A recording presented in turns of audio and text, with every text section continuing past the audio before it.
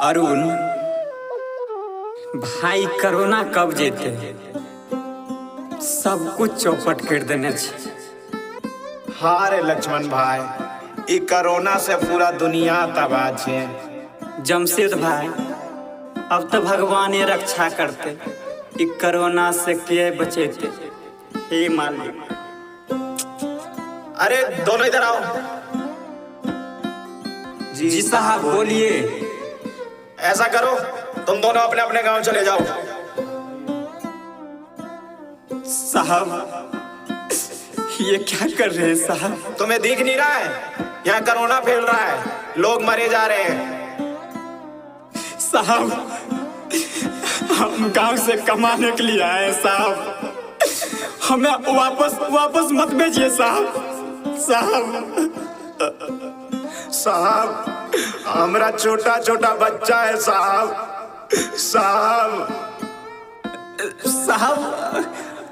आप नौकरी से निकाल देंगे साहब?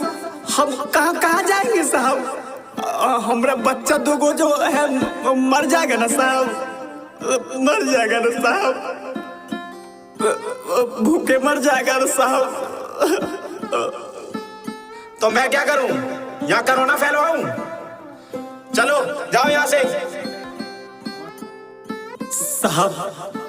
साहब प्लीज साहब, मुझे नौकरी से मत निकालिए साहब, मत निकालिए साहब।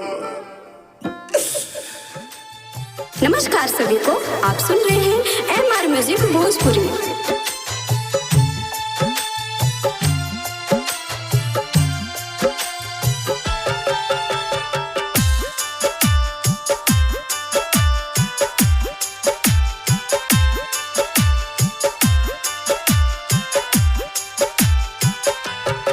भूखे प्यासे हम गाँव अपना के नहा जाइबै, भूखे प्यासे हम गाँव अपना के नहा जाइबै। एको पैसा नहीं कमैलियै, घर में की खाइबै, अपना फैमिली बाल बच्चा से हम की कहबै। भूखे प्यासे हम गाँव अपना के नहा जाइबै, भूखे प्यासे हम गाँव अपना के नहा जाइबै।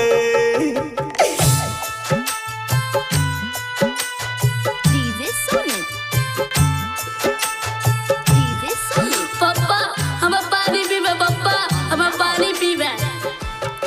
बेटा तनिया को पानी तो ले पी ले बाबू। पापा तुम्ही को पानी से कुंची होता है? बेटा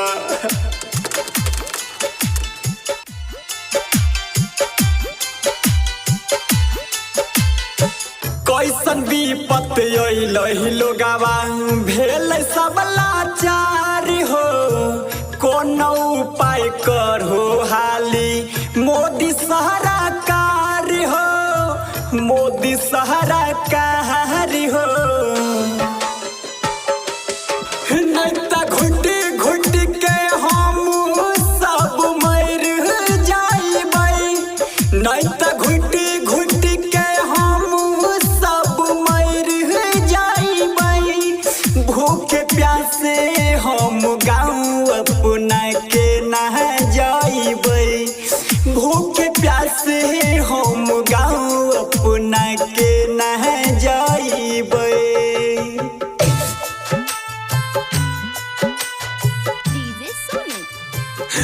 पानी पानी पानी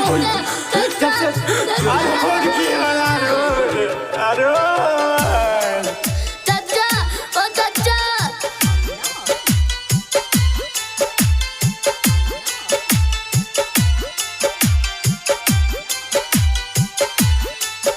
हाँ 2020 के लॉकडाउन में कतना घर उजड़ल हो।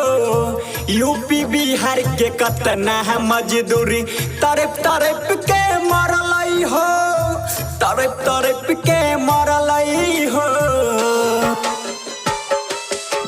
कह लक्ष्मण राज बिहारी दुख के ना सहबै, अरुण